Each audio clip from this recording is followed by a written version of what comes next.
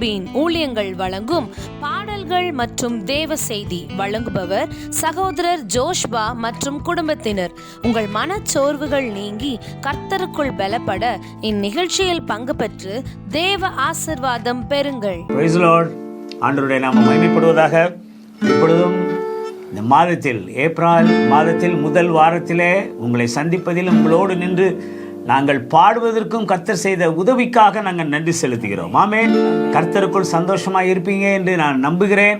சுகமாக இருப்பீர்கள் என்றும் நான் நம்புகிறேன். ஆமென். சங்கீதம் 95 சொல்கிறது, கர்த்தரை கம்பீரமாய் பாடுங்கள் என்று சொல்லி. ஆமென். அவர் நல்லவர். 34:1 சொல்கிறது, கர்த்தர் நல்லவர் என்பதை ருசித்து பாருங்கள். கர்த்தர் நல்லவர், கர்த்தரை துதியுங்கள், அவர் கிருபை என்றும் உள்ளது என்று சொல்லி. ஒருவராய் பெரிய அதிசயங்களை செய்கிறவரை துதியுங்கள், அவர் கிருபை என்றும் உள்ளது என்று சொல்லி. ஆமென்.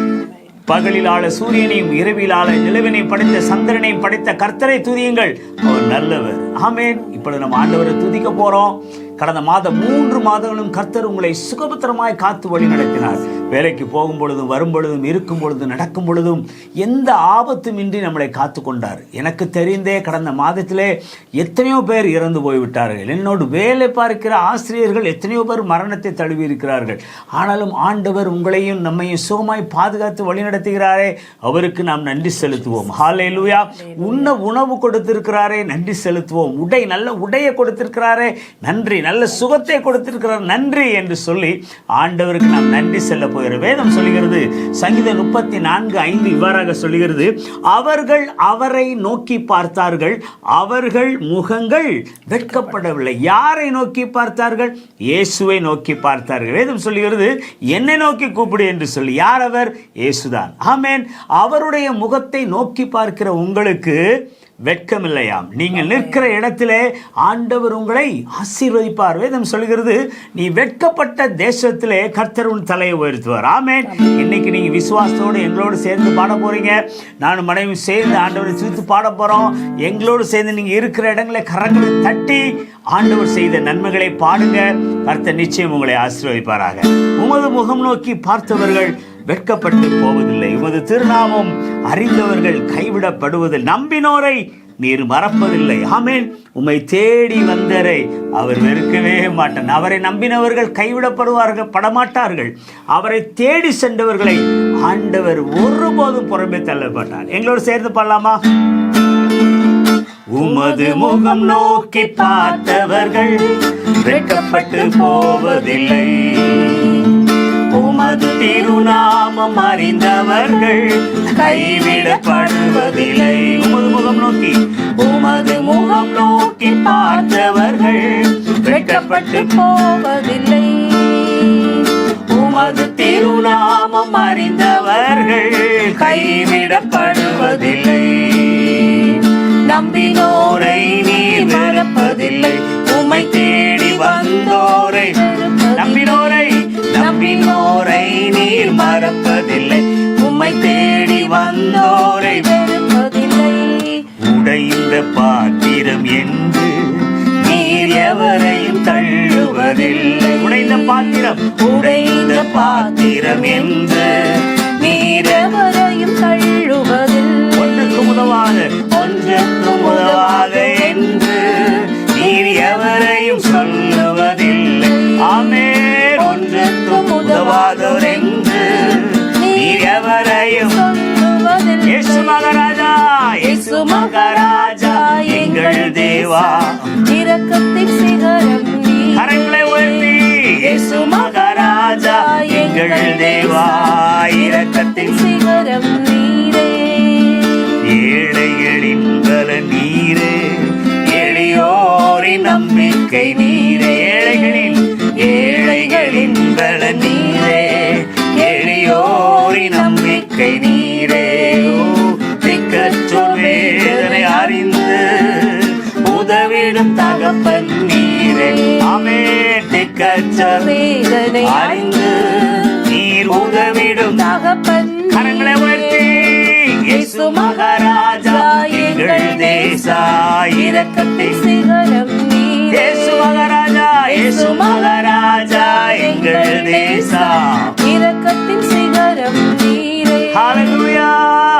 எவ்வளவு ஒரு வார்த்தை பார்த்தீங்களா? இந்த பாடலை எழுதியவர் ரீகன் கோம்ஸ் என்ற ஒரு போதகர். அவருடைய நிலைமை பார்த்தா அவருக்கு ஒரு துணை இல்லாதபடி அவர் எங்குமே செல்ல முடியாதபடி வீல் சேரில் தான் இருந்து போவார்.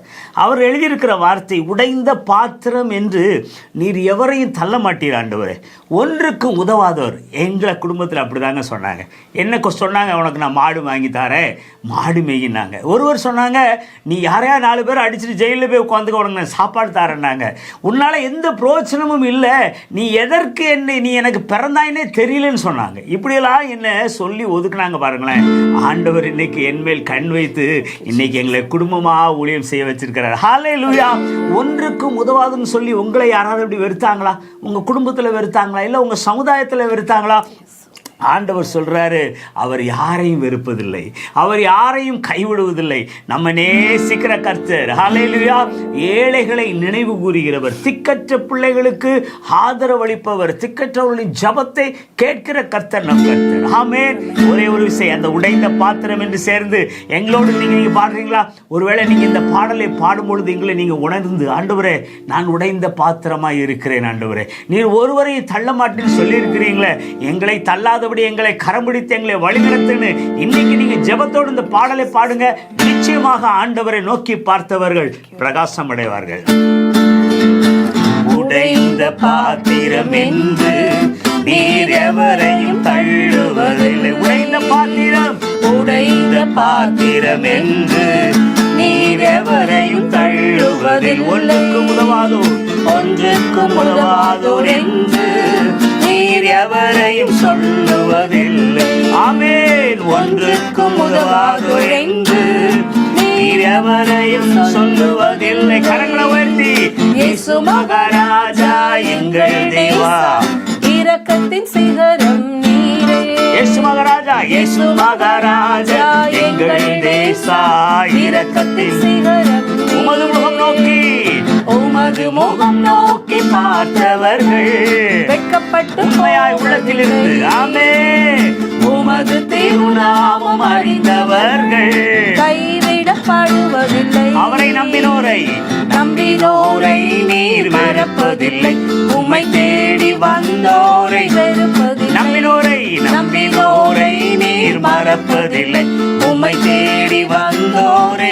இயேசு மகாராஜா, இயேசு மகாராஜா எங்கள் தேசா, இரக்கத்தின் சிகரம் நீரே. ஒரு இயேசு ராஜா, இயேசு மகாராஜா எங்கள் தேசா, ஆமென், இரக்கத்தின் சிகரம் நீரே. ஹல்லேலூயா. அவர் இரக்கத்தின் சிகரமானவர். ஆமென். இன்னொரு பாடலை பாடுவோம். எண்ணி எண்ணி துதி செய்வாய். ஆமென். கர்த்தர் நல்லவர். அவர் செய்த நன்மைகளை நினைத்து நாம் துதி செய்ய வேண்டும். ஆமென். யோர்தான் போன்ற பிரச்சனைகள் புரண்டு வந்தாலும் கர்த்தர் நம்மோடு கூட இருக்கும் பொழுது எந்த பயமும் இல்லை. உனக்கு எதிராகவே ஆயுதங்கள் வாய்க்காதே போகும். உன்னை அழைத்த தேவன் உண்மை உள்ளவர். எங்களோடு சேர்ந்து நீங்களும் பாட்டீங்களா? எண்ணி எண்ணி துதி செய்வா, எண்ணில் அடங்காத கிருபைகளுக்கா இன்று தாங்கும் தம்புயமே, இன்ப இயேசுவின் நாமமே, இன்று தாங்கும் தம்புயமே, இன்ப இயேசுவின் நாமமே. எண்ணி எண்ணி துதி செய். உனக்கு எதிராகவே ஆயுதம் வாய்க்காதே, உனக்கு எதிராகவே ஆயுதம் வாய்க்காதே. உனக்கு எதிராக எழுப்பப்படும் ஆயுதம் ஒன்றுமே வாய்க்காமல் போகும். ஆமென். ஆயுதம் வாய்க்காதே. உன்னை அழைத்தவர் உண்மை தேவன், அவதாசுக்கு நீதியவர். உன்னை அழைத்தவர் உண்மை தேவன், அவதாசுக்கு நீதியவர். எண்ணி எண்ணி துதி செய்வார். உன்னை நோக்கும் எதிரியில், உன்னை நோக்கும் எதிரியில் கண்ணில் முன்பில் பதறாதே. உன்னை நோக்கும் எதிரியில் கண்ணில் முன்பில் பதறாதே. கண்மணி போல் காக்கும் கரங்களால் உன்னை மூடி மறைத்தாரே. கண்மணி போல் காக்கும் காக்கும் கரங்களா உன்னை மூடி மறைத்தாரே. எண்ணி எண்ணி துதி செய்வாய். சோர்ந்திடும் நேரத்தில் சார்ந்திட தேவனுண்டே. ஆமென். சோர்ந்திடும் நேரத்தில் Yes, Jesus. சார்ந்திட தேவனுண்டே. உலகத்தில் இருப்பவனிலும் உன்னில் இருப்பவர் பெரியவரே. உலகத்தில் இருப்பவரிலும் உன்னில் இருப்பவர் பெரியவரே. எண்ணி எண்ணி துதி செய்வாய். எண்ணில் அடங்காத கிருபைகள் இன்றும் தாங்கும் தம் புயமே. இன்ப இயேசுவின் நாமமே இன்றும் தாங்கும் தம் புயமே. இன்ப இயேசுவின் நாமமே எண்ணி எண்ணி துதி செய்வாய். ஹல்லேலூயா. உனக்கு எதிராகவே வரும் ஆயுதங்கள் ஒன்று வாய்க்காதே போகும் என்று வேத வசனத்தின்படி ஆண்டவர் இன்னும் செயல்பட்டு கொண்டு இருக்கிறார். ஹல்லேலூயா. ஒரு போதகர் இவ்வாறாக ஒரு சாட்சி சொன்னார். அவர் வட மாநிலத்தில் ஆண்டவருடைய ஊழியத்தை செய்து வருகிறார். அப்போ அந்த மனிதர்களை கொல்லக்கூடியவர்கள் அங்கு அநேகர் உண்டு. அவர்கள் சொன்னார்களாம், நாளைக்கு இரவிலே உன்னை நாங்கள் கொல்லப் போகிறோம் என்று சொல்லி. ஆனால் இவர் என்ன செய்தார் தெரியுமா? நடு வீட்டிலே அறையிலே முழங்கால் படி போட்டு அந்த ஆண்டவரை நோக்கி கூப்பிட்டாராம். இயேசுவை நோக்கி கூப்பிட்டாராம். ஆண்டவரே, உமக்கு விரோதமாக என்ன வந்தாலும், உனக்கு விரோதமாக என்ன வந்தாலும் ஆயுதங்கள் வாய்க்காதுன்னு சொல்லியிருக்கிறீங்க ராஜா. என்னை கொல்வதற்காகவே இன்னைக்கு ஒரு கூட்டம் வருகிறது என்று எனக்கு சவால் விட்டு இருக்கிறார்கள். நீர் மெய்யான தேவன் என்பதை அவர்களுக்கு காண்பிக்க வேண்டும் என்று சொல்லி அவர் நேர் முழங்காலில் நின்று இரவு முழுவதும் ஜெபித்துக் கொண்டிருந்தாராம். நடந்தது என்ன தெரியுமா? அடுத்த நாள் காலையிலே அந்த கூட்டத்தின் தலைவன் அந்த போதவருடைய வீட்டிற்கு கதவை தட்டி வந்து, ஐயா, நேற்று உங்களை நாங்கள் கொல்ல வந்தோம், நீங்கள் என்ன எங்களை விட அதிகமான ஒரு படையை உங்கள் வீட்டை சுற்றி நிற்பாட்டினீர்களே, யார் என்று சொல்லி அவர் கேட்டாராம். என்ன ஒரு அதிசயம் பார்த்தீங்களா? ஆண்டவர் அந்த தேவ மனிதனுடைய வீட்டை சுற்றிலும் தேவ தூதரை எல்லையாக நிற்பாட்டினாராம். ஹல்லேலூயா. அவர்கள் வந்தவர்கள் நினைத்திருக்கிறார்கள் ஏதோ போர் சேவரை கொண்டு நிற்பாட்டி இருக்கிறார்கள் என்று, நம்மளை விட பலன் வாய்ந்தவர் நிற்கிறார்களே என்று சொல்லி அவரை கொல்ல வந்தவர்கள் திரும்பி போய்விட்டார்கள். நடந்தது என்ன தெரியுமா? அந்த கூட்டம் இயேசுவை கண்டுகொண்டது. ஹல்லேலூயா. இது ஒரு போதகர் சொன்ன சாட்சிங்க. அன்று இன்றும் ஆண்டவர் ஜீவித்துக் கொண்டு இருக்கிறார் என்பதற்கு இதே போன்ற அநேக சாட்சிகள் இருக்கிறது. நீங்க ஒருவேளை நினைக்கலாம், எனக்கு எதிராக நிறைய பேர் செயல்படுறாங்க, வேலை பார்க்கும் இடத்துல எனக்கு எதிராக செயல்படுறாங்க, என் குடும்பத்தில் எனக்கு விரோதமாக செய்வனை கட்டுகள் வைத்துக் கொண்டிருக்கான்னு சொல்லி இன்னைக்கு நீங்க வேதனையோடு இருக்கிறீங்களா? ஆண்டவர் உங்களை பார்த்தா சொல்றாரு, உனக்கு எதிராக வரும் ஆயுதங்கள் ஒன்றும் வாய்க்காதே போகும். உனக்கு விரோதமாக வருகிறவர்கள் இல் பொருள் ஆவார்கள் என்று சொல்லி வேதம் சொல்லுகிறது. ஹல்லேலூயா. விசுவாசத்தோடு அந்த ஒரு சரணத்தை நீங்க பாடுறீங்களா? கர்த்தர் உங்கள் வாழ்வில் இருக்கிற விரோதங்களை, உங்களுக்கு விரோதமாக எழும்புற எல்லா காரியவற்றையும் இன்று இந்த பாடலை பாடும் பொழுது அது முறியடிக்கப்படும் என்பதில் எந்த சந்தேகம் இல்லை. உனக்கேதி ராகவே ஆயுதம் வாய்க்காதே. விசுவாசத்தோடு உனக்கெதிராகவே ஆயுதம் வாய்க்காதே. உன்னை அழைத்தவர் அவர் உண்மை தேவன், அவர் தாசருக்கு நீயவர். உன்னை அழைத்தவர் உண்மை தேவன், அவர் தாசருக்கு நீதியவர். எண்ணி எண்ணி துதி செய்வார். யோர்தான் புரண்டு வரும் போல் எண்ணற்ற பாரங்களோ. யோர்தான் போல உங்கள் வாழ்க்கையில் கவலைப்படாதீங்க. எத்தனை பாரங்கள் உங்களை ஆட்கொண்டாலும் சரி. எலியாவின் தேவன் எங்கே? உந்தன் விசுவாச சோதனையில் எலியாவின் தேவன் எங்கே? உந்தன் விசுவாச சோதனையில் எண்ணி எண்ணி துதி செய்வார். எண்ணில் அடங்காத கிருபைகட்கார் இன்று தாங்கும் தம் புயமே.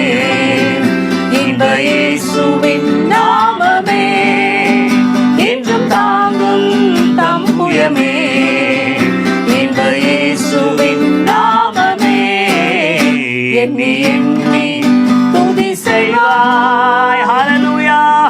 துதிக்கிற பிள்ளைகளுக்கு ஜெயம் உண்டு. ஆமென். நல்ல பாடல்ல கேட்டீங்க, எங்களோடு சேர்ந்தீங்க, ஆண்டவரை ஆராதிச்சீங்க. இப்போ நம்ம ஆண்டவருடைய வார்த்தையை நம்ம கேட்க போறோம். இந்த ஏப்ரல் மாதத்துல கர்த்தர் உங்களுக்கு சொல்லுகிற வார்த்தை என்னவென்று ஜெபத்தோடு வந்திருக்கிறோம். நிச்சயமாக அந்த வார்த்தை உங்களுக்கு பிரோஜனமா இருக்கும், அது ஆசீர்வாதமா இருக்கும் என்பதிலே சந்தேகம் இல்லை. என்னுடைய மனைவி உங்கள் மத்தியிலே ஆண்டவருடைய வார்த்தையை கொடுப்பாங்க, கேளுங்க, அது ஆசீர்வாதமா இருக்கும். நிச்சயமாக அநேகருக்கு அனுப்பி நீங்களும் ஆண்டவரை அறிவீங்கள். ஹல்லேலூயா. கர்த்தர் நல்லவர். Price Lord. கேருபீன்கள் ஊழியங்கள் சார்பில் உங்களை வாழ்த்துவதிலே மிகவும் சந்தோஷப்படுகிறேன். மீண்டுமாக இந்த மார்ச் மாதத்தின் முதலாவது வாரத்திலே உங்களோடு கூட கர்த்தருடைய வார்த்தையை பகிர்ந்து கொடுக்க கர்த்தர் கொடுத்த நல்ல தருணத்துக்காக ஆண்டவருக்கு நன்றி செலுத்துகிறேன். நாம் வார்த்தையை கேட்கும் முன்பாக தலையை தாழ்த்தி நாம் ஜெபிப்போம்.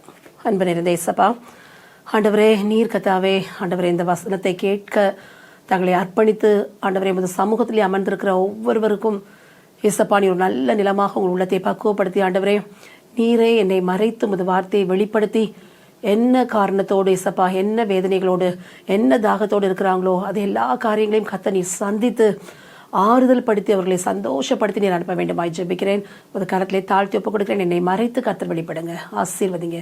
இயேசு கிறிஸ்து மூலம் ஜெபிக்கிறோம் நல்ல பிதாவே, ஆமென். இந்த வாரத்திலே நான் உங்களோடு பகிர்ந்து கொடுப்பதற்காக நான் எடுத்துக்கொண்ட ஒரு தலைப்பு என்னன்னா, அனலாயிரு என்று. அனலாயிரு என்று வேதம் சொல்கிறது. வெளிப்படுத்துதல் 3ஆம் அதிகாரம் 15-16 வசனத்தில் நம்ம பார்க்குறோம். ஒவ்வொரு சபையாய் அந்த வெளிப்படுத்தல் அந்த அதிகாரத்தில் கொடுக்கப்பட்டிருக்கு. அதில் இந்த 3ஆம் அதிகாரத்தில் லவோதிக்கேயா என்ற சபையை குறித்து பேசப்படும் போது சொல்லப்படுகிறது வேதத்திலே, நீ குளிரும் அல்ல அனலும் அல்ல, நீ குளிராயாவது அனலாயாவது இருந்தால் நலமாயிருக்கும், நீ குளிருமின்றி அனலுமின்றி வெதுவெதுப்பாய் இருக்கிறபடியால் உன்னை என் வாய் நின்று வாந்தி பண்ணி போடுவேன் என்று வேதம் சொல்கிறது. வெளிப்படுத்தல் 3ஆம் அதிகாரம் 15-16 வசனங்களிலே இதை நம்ம பார்க்கிறோம். அப்போ கர்த்தர் நம்மகிட்ட என்ன விரும்புகிறாருன்னா, நாம் அனலா இருக்க விரும்புகிறார். குளிருமல்ல அனலுமல்ல, நீ குளிராயாவது அனலாவது இருன்னு சொன்னால் நமக்கு குளிராக இருக்கணும்னு தேவை கிடையாது. குளிராக இருந்தால் அது ஆண்டவருக்கு பிரியம் இல்லாதது, அனலாக இருப்பது தான் ஆண்டவருக்கு பிரியமானது. அப்போ கர்த்தர் நம்மிடம் விரும்புவது நாம் அனலா இருக்க வேண்டும் என்று. இந்த கடைசி நாட்களிலே இப்பொழுது விசேஷமாக நம்ம ஒரு லெந்து காலங்கள் என்று நியமித்து எல்லா சபைகளிலும் கிட்டத்தட்ட நம்ம அதற்குரிய அந்த உபவாச ஜபங்களை வைத்துக் கொண்டிருக்கிறாங்க. வீடு சந்திப்பு கூட்டங்கள், இன்னும் நிறைய கன்வென்ஷன்ஸ் எல்லாம் நடந்து கொண்டிருக்கிறது. இந்த காலங்களை நம்ம விசேஷத்தை வைப்பதற்கான முக்கியமான காரணம் என்னன்னா, ஒரு வருடத்திலே ஒரு குறிப்பிட்ட ஒரு 40 நாட்களை நம்ம விசேஷத்தை வைத்தா அந்த 40 நாட்கள் நாம் நம்மை பரிசுத்தப்படுத்த, நம்மை தாழ்மைப்படுத்த, நம்ம ஆண்டவருக்குள்ள இன்னும் நம்மளை சரி பண்ணி கொள்வதற்கு ஒரு ஏற்ற காலங்களா இருக்கும் என்பதற்காக தான் அந்த காலங்களை வைக்கிறோம். மற்றபடி சரியாக இந்த 40 நாள் தேவன் சிலுவைக்கு போவதற்கு முன்னாடி 40 நாள் உபவாசம் இருந்தார் என்று வேதத்தில் எங்கேயுமே இல்லை. ஆண்டவர் தன்னுடைய ஊழியத்தின் ஆரம்ப காலங்களில 40 நாள் வனாந்தரத்திலே அவர் சோதிக்கப்பட்டார், பிசாசானால் சோதிக்கப்பட்டார் என்று பார்க்கிறோமே தவிர சிலுவைக்கு முன்பாக அவர் 40 நாள் உபவாசம் இருந்தார் என்ற வேதத்தில் இல்லை. ஆனால் நாம் அப்படி வச்சிருக்கிறோம், அது தவறல்ல. வைத்திருப்பதற்கு காரணம் என்னன்னா, அந்த நாட்களில் நாம் ஆண்டவர் நமக்காக பாடுபட்டு சிலுவையில் அறையப்பட்டு ஜீவனை கொடுத்தார். அதை நம்ம தியானித்து நம்மை நாமளே சரி செய்து கொண்டு அநேகருக்கு ஒரு ஆசீர்வாதமாக நம்ம அநேகருக்கு உதவி செய்ய, ரூபாய்களை மிச்சப்படுத்தி அநேகருக்கு கொடுக்க, இப்படி சில காரியங்களுக்காக திருச்சபைகள் அதை நியமித்துக் கொள்கின்றன. அது மிகவும் நல்லது. ஆனால் அந்த காலங்களிலே நம்ம செய்ய வேண்டியது என்னன்னா, நாம் குளிரா இருந்தால், வெதுவெதுப்பா இருந்தால், நம் அனலாய் நம்மை மாற்றிக்கொள்ள ஆண்டவர் நம்மை அழைக்கிறார். அனலாய் நாம மாற்றிக்கொள்ளணும். அது மிகவும் முக்கியமான காரணமா இருக்கிறது. ஏன்னா கர்த்தர் குளிராயாவது வெதுவெதுப்பாய் இருப்பவர்களை விரும்புவதே இல்லை. இப்போ குளிராக இருப்பது வெதுவெதுப்பாக இருப்பது என்றால் என்னன்னா, சில காரியங்களை கொடுத்து நான் சொல்ல விரும்புகிறேன் பாருங்க.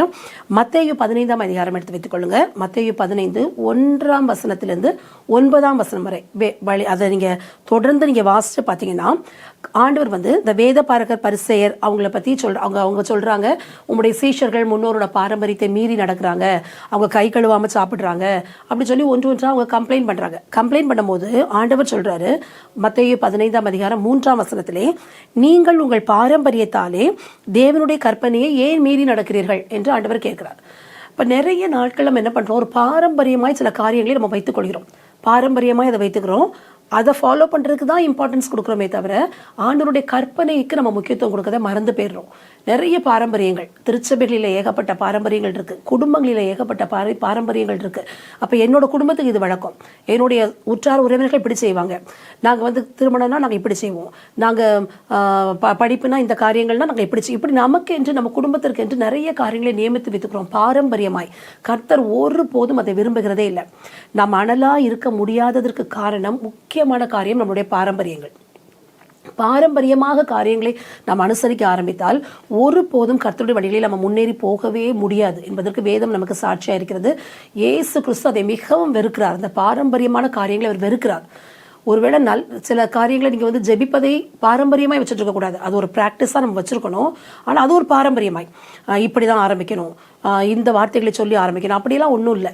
நம்ம முழு மனதோடு ஆண்டவரை நோக்கி நம்ம ஜெபிக்கணும். முழு அன்போடு முழு இருதயத்தோடு ஆண்டவரை நேசித்து நம்ம ஜெபிக்கணும்.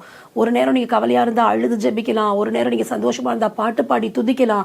அது எல்லாமே நம்மளுடைய விருப்பம். ஆனால் அதே ஒரு பாரம்பரியமாக எழுதி வைத்துக்கொண்டு வாசித்து ஜெபிக்கிற சபைகளில் சில சபைகள் இன்னும் ஃபாலோ பண்ணிட்டு இருக்கிறோம். ஒரு காலங்களில் மக்களுக்கு வாசிக்க தெரியல, எழுத தெரியல, சொல்ல தெரியலனால அவர் எழுதி வைத்து அந்த உபதேசியார் சொல்ல பின்னாடி சொல்லிட்டு இருந்தாங்க. இன்றைக்கும் அதே பாரம்பரியமாய் நம்ம ஃபாலோ பண்ண தேவையே இல்லை.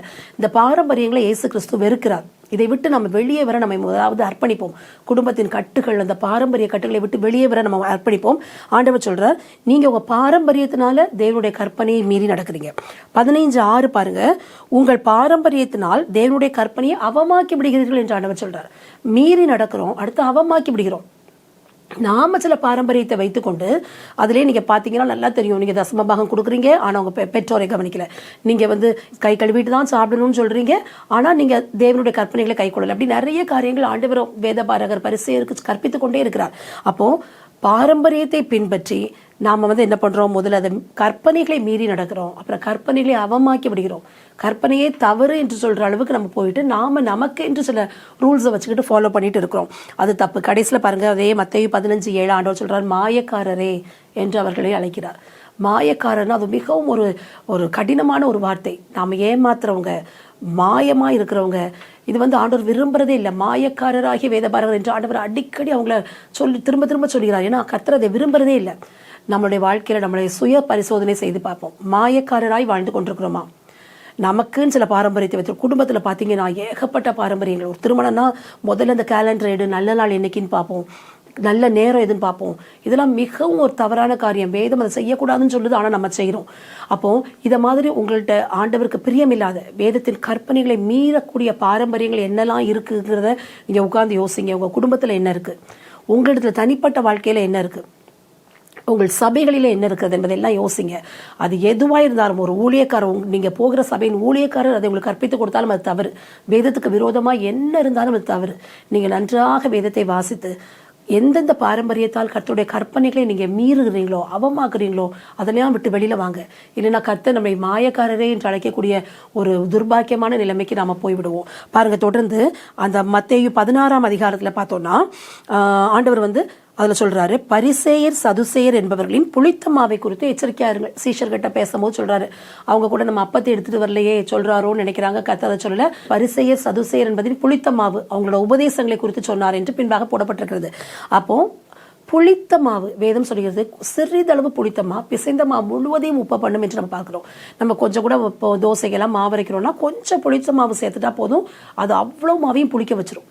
அதே போல நம்ம ஊழியக்காரராகவே இருந்தாலும் பரிசேயர் சதுசேயர் என்பது அன்று சமுதாயத்தில் அந்த ஆராதனைக்குரிய விஷயங்கள்ல உயர்ந்தவர்கள். அவங்க தான் அந்த ஆலயத்துக்கெல்லாம் கண்ட்ரோலா இருந்திருக்கிறாங்க.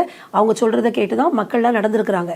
அதே போல இன்றைக்கு நீங்க ஒருவேளை யாரையாவது உங்களுக்கு மாடலா வச்சிருக்கலாம், சில ஊழியர்களை வைத்திருக்கலாம், குடும்பத்தில் சில நல்லா ஜெபிக்கிறவங்க என்று நினைத்து நீங்கள் யாரையாவது வைத்திருக்கலாம், அவங்க சொல்றது கரெக்டாக இருக்கு. சில தீர்க்கதரிசிகளை மெயினாக நீங்கள் வச்சிருக்கலாம். இப்படி யாரா இருந்தாலும் புளித்த மாவாக அவங்களிடம் ஏதாவது ஆண்டவருக்கு பிரியமில்லாத உபதேசங்கள் இருந்தால் அது உங்கள் முழு வாழ்க்கையை அது வீணாக்கிவிடும். சபையிலே ஒரு போதகர் சரியில்லை என்றால் அவர் சில புளித்த மாவு போன்று சில உபதேசங்களை கொடுத்தார், முழு சபையும் அது கரப்டாகி போயிடும். நம்ம அதெல்லாம் ரொம்ப ஞானத்தோடு இருக்க வேண்டிய சூழ்நிலை இருக்கிறோம். கடைசி நாட்கள்ல இருக்கிறோம். நல்ல ஒளியின் தூதனுடைய வேஷத்தை தரித்துக் கொள்வானே, சாத்தான் கூட தரித்துக் கொள்வான் என்று வேதம் சொல்கிறது. அதனால நம்ம எல்லாரோட உபதேசத்தையும் நம்ம கேட்கக்கூடாது. எல்லா உபதேசங்களும் சரி என்று நம்ம நினைக்கக்கூடாது. பரிசேயர் சதுசேயர் கூட அந்த புளித்த மாவு போன்ற அவங்களோட உபதேசங்கள் அந்த முழு சபையை, இந்த முழு இஸ்ரவேல் தேசத்தை அதை வீணாக்கி போடும். மக்களுக்குள்ளாக அந்த பாரம்பரியங்களை புகுத்தி தேவனுடைய கற்பனையை அவங்க ஃபாலோ பண்ண முடியாத அளவுக்கு அவங்க ஆக்கி விட்டுட்டாங்க. அது போல உங்களுடைய வாழ்க்கையிலும் நீங்க யாரை முன்மாதிரியாக வச்சிருக்கீங்க? அவங்க புளித்த மாவு போன்ற சில உபதேசங்களை உங்களுக்கு கொடுக்குறாங்களா, கொஞ்சம் ரொம்ப ஞானமா இருங்க. ஆண்டவர் சொல்றாரு அதை குறித்து எச்சரிக்கையா இருங்கள் என்று ஏசப்பா சொல்றாங்க. ஆண்டவர் சொல்றாரு, அதை நம்ம என்னைக்குமே மனசுல வச்சுக்கணும். அவங்க அந்த புளித்த மாவு போல் அவங்க கொடுக்குற உபதேசங்களை நம்ம ஒரு போதும் நமக்குள்ள எடுத்துக்கொள்ளக்கூடாது. அவங்க எவ்வளோ பெரிய ஊழியக்காரராக இருந்தாலும் சரி, எவ்வளோ பெரிய தீர்க்கதரிசியாக இருந்தாலும் சரி, அவங்க சொன்ன காரியங்களாம் நடந்தாலும் சரி, வேதத்துக்கு புறம்ப அவங்க எதுவும் பேசுறாங்களா, ரொம்ப ஞானமா எச்சரிக்கையா இருங்க. மத்தேயு 21ஆம் அதிகாரத்தை பாருங்க. மத்தேயு 21ஆம் அதிகாரம் 19ஆம் வசனத்துல ஆண்டவர் என்ன பண்றாருன்னா, ஒரு வழியருகே நடந்து வந்துட்டு இருக்கிறாரு. ஒரு அத்தி மரத்தை பார்க்கிறார். அப்ப இயேசு ஒரு அத்தி மரத்தை கண்டு அதனிடத்திற்கு போய் அதில் இலைகளையே அன்றி வேறொன்றையும் காணாமல் இனி ஒரு காலம் உன்னிடத்தில் கனி உண்டாகாதிருக்க கடவது என்றார். இந்த வசனத்தை வாசிக்கும் பொழுது நான் ரொம்ப அதிசயப்பட்டேன். ஏன் ஆண்டவர் அந்த மரத்தில் அது வரை கனி உண்டாயிருக்காது போல, இலை தான் இருக்கு போல, அப்படி ஒரு சீசன் போல போய் பார்த்துருக்கிறார் ஆண்டவர். அப்போ எதுக்கு இலை இருந்தா இனி கொஞ்ச நாள் கழிச்சு கனி வரும்? ஆண்டவர் எதுக்கு அதை இப்படி சபிக்கிறார்? இனி ஒருவனும் முன்னிடத்தில் கனி எடுக்கவே முடியாதுன்னு ஆண்டவர் ஏன் சொல்லணும் அப்படின்னு சொல்லி நான் யோசிச்சேன். ஒரு நாள் ஒரு புக்ல நான் வாசிக்கும் போது அதில் போட்டிருந்தது, அத்தி மரத்துல இலைகள் எல்லாம் உதிரும். அப்ப அத்தி மரத்துல இலைகள் காணப்பட்டால் அதுல கட்டாயமாக கனி இருக்கணுமா. அப்ப இலைகள் உதிர்ந்து இலைகள் திரும்ப மீண்டும் துளிர்க்கும் பொழுது அது கனிகளும் சேர்ந்துதான் அதுல வரும். அப்ப அத்தி மரத்துல இலை இருந்தால் அதுல கட்டாயம் கனி இருக்கும். அப்போ அது இலைகளை பார்த்த உடனே ஆண்டவர் நம்பிக்கையோடு தான் போறாரு. அதுல அங்க போய் பார்த்தா இலை மட்டும்தான் இருக்கு, கனி இல்லை. இது ஒரு மாய்மாலத்துக்கு ஒரு எடுத்துக்காட்டாக ஆண்டவர் சொல்கிறார். மாய்மால ஜீவியம் வெளியில பாத்தீங்கன்னா ரொம்ப பரிசுத்தமா, ரொம்ப ஆண்டவரை நேசிக்கிற போல ஒரு வெள்ளை உடையை போட்டுக்கொண்டு எப்ப பார்த்தாலும் அல்லேலியா ஸ்தோத்திரம் எல்லாம் சொல்லிக்கொண்டு ஜெபம் முழங்கால் படியிட்டால் பரிசுத்தாவி அபிஷேகம் எல்லாம் இருக்கிறது. ஆனால் ஒரு கனி கூட இல்லை. ஆவின் கனி, அன்பு, சந்தோஷம், சமாதானம், நீடிய பொறுமை, சாந்தம், இச்சையடக்கம் எதுவுமே இல்லை. அப்ப ஆண்டவர் இந்த கனிகளை தேடி வருகிற தேவன். இந்த மாய்மாலமான வாழ்க்கை அவருக்கு வேண்டவே வேண்டாம், அவர் வெறுக்கிற தேவன். ஒருவேளை அந்த அத்திமரத்துல இலை கூட இல்லாம இருந்திருந்தா அந்த அத்திமரத்துக்கு ஒரு பிரச்சனையும் இருந்திருக்காது. ஆண்டவர் ஒன்று பார்க்க வந்திருக்க மாட்டார்.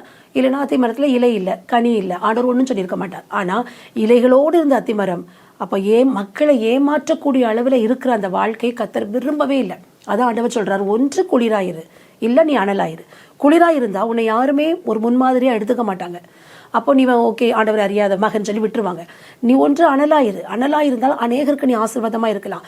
ஆனா நீ குளிராயும் இல்லாமல் அனலாயும் இல்லாமல் வெதுவெதுப்பாய் பார்த்தா ஆண்டவரை நேசிக்கிறது போல இருக்கிறது, ஆனால் கனிகளை பார்த்தால் ஆண்டவருக்கு விரோதமா இருக்கிறது. இந்த வாழ்க்கையை தயவு செய்து இந்த வசனத்தை கேட்டுக்கொண்டிருக்கிற நீங்க யாரா இருந்தாலும் ரொம்ப கவனமா இருங்க.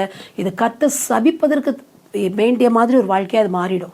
அப்ப ஆண்டவர் சபித்தார் என்றால் ஒரு ஆசீர்வாதம் கூட நம்ம வாழ்க்கையில காணப்படாமல் போய்விடும். அந்த அத்திமரம் அப்படியே பட்டு போயிடுச்சு என்று நம்ம பார்க்கிறோம். ஸோ நம்ம எச்சரிக்கையா இருப்போம், ஆண்டவரை நேசிப்போம். மாய்மாலம் நமக்கு ஒருபோதும் தேவையில்லை, பாரம்பரியம் ஒருபோதும் நமக்கு தேவையில்லை. மத்தேயு 23ஆம் அதிகாரத்தை முழுவதுமாக நீங்க வாசிச்சு பாருங்க. மத்தேயு 23ல ஆண்டவர் மாயக்காரராகிய வேதபாரகரே, பரிசேயரே உங்களுக்கு ஐயோ அப்படின்னு 7 தடவை சொல்லியிருக்கிறார். அது மற்ற காரியம் குருடரான வழிகாட்டிகளே நீங்க அப்படி ஆண்டவர் மற்ற விதத்துல திட்டுறாரு.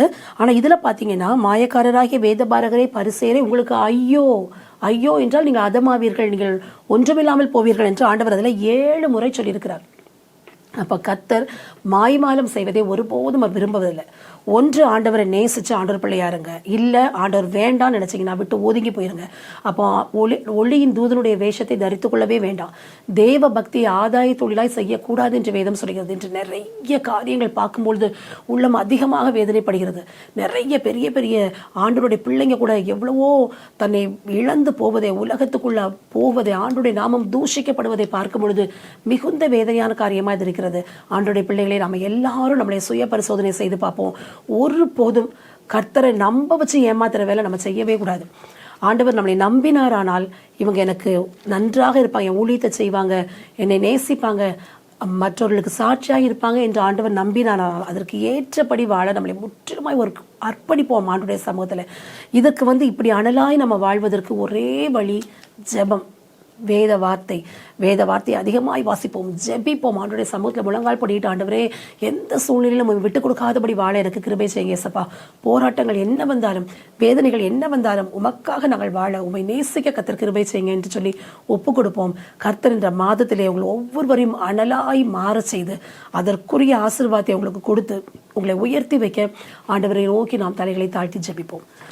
அன்புள்ள இயேசப்பா, இந்த நல்ல நாளுக்காக நன்றியோடு துதிக்கிறோம் ஆண்டவரே. நாங்கள் கேட்ட கர்த்தாவே, இந்த வார்த்தையின்படி இயேசப்பா எங்களை ஒவ்வொருவரையும் அனலாய் மாற்றுங்க ஆண்டவரே. குளிரும் இல்லாமல் அனலும் இல்லாமல் இருந்தால் வாந்தி பண்ணி போடுவேன் என்று சொல்லுகிறீங்களே. இசப்பா ஆண்டவரே, மாயக்காரராகிய வேதபாரகரை பரிசேரை உங்களுக்கு ஐயோ என்று சொல்லுகிறீங்களே. இந்த வார்த்தைகள் ஒன்றும் எங்களுக்கு வேண்டாம் ஆண்டவரே.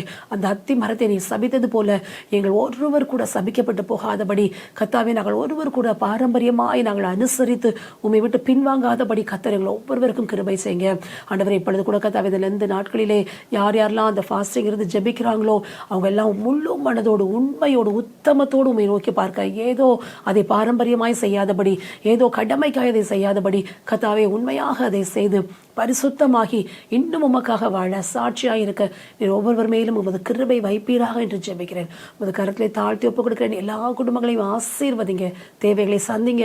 இந்த மாதம் முழுவதும் உமது கரம் அவங்களை வழி நடத்தட்டும் ஆண்டவரே. நீரே உமது கரத்தை அவர்களுடைய கரத்தை பிடித்து கர்த்தாவை வழி நடத்தி செல்லுங்க. அனலாய் வாழ்ந்து உமக்கென்று சாட்சியாக இருக்க கிருபை செய்யுங்க.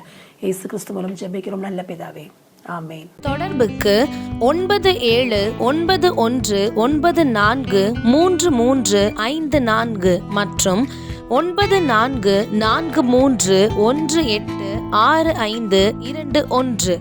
மேலும் தொடர்புக்கு நம்பர் 12 ஜெபமாளிகை தெரு, பாளையங்கோட்டை, திருநெல்வேலி மாவட்டம். மாலை 8:30 மணி அளவில் ஜீவன் காஸ்பல் டிவி மற்றும் அதன் யூடியூப் சேனலிலும் செருபம் மினிஸ்ட்ரீஸ் யூடியூப் சேனலிலும் கண்டு தேவ ஆசீர்வாதம் பெறுங்கள்.